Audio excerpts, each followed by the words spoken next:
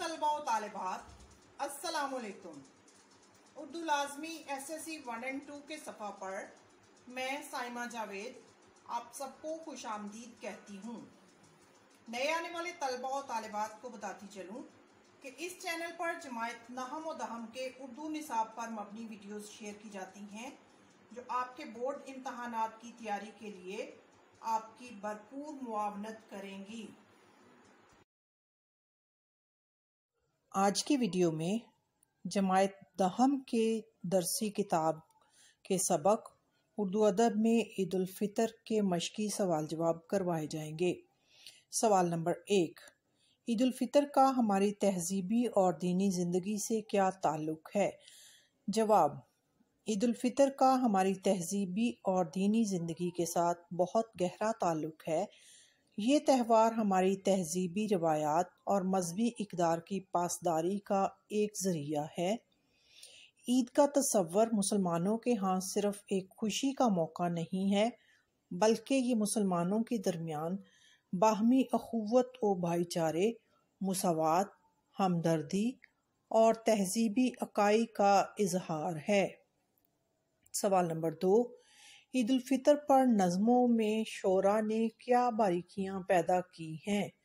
جواب، عید الفطر پر نظموں میں شعراء نے مسلمانوں کی فکری زندگی کے خط و خال اور اسلامی اقدار و روایات کی پاسداری کے عمل کو شدید سے شدید تر کر دیا تو یہ موضوع کئی جہتوں میں پھیل گیا۔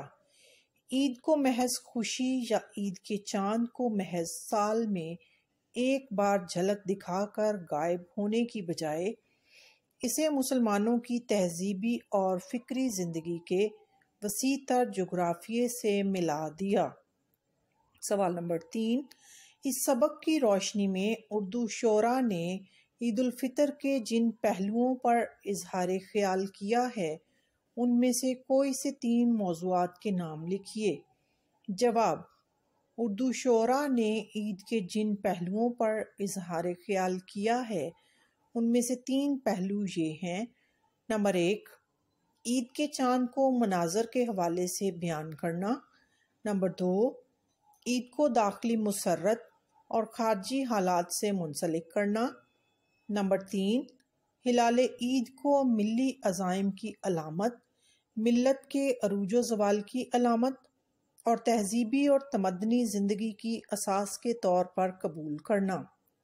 سوال نمبر 4، عید الفطر کے موقع پر شہزادوں اور شہزادیوں کا ذکر کرتے ہوئے خواجہ حسن نظامی نے کیا نکتہ اجاگر کیا ہے؟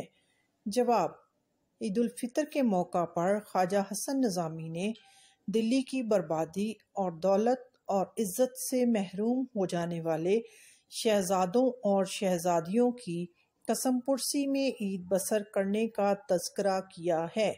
سوال نمبر 5، اردو شعراء نے ہر دور میں عید الفطر کو موضوع سخن کیوں بنایا؟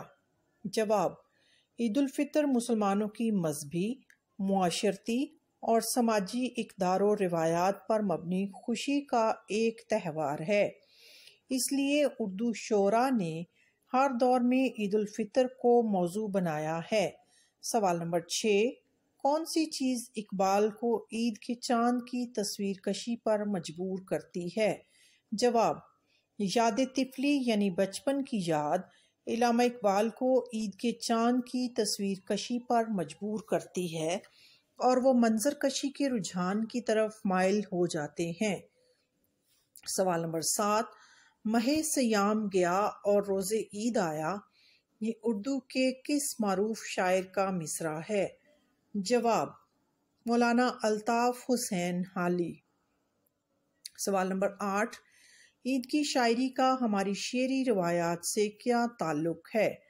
جواب، عید کی شاعری کا ہماری شعری روایات سے بہت گہرا تعلق ہے۔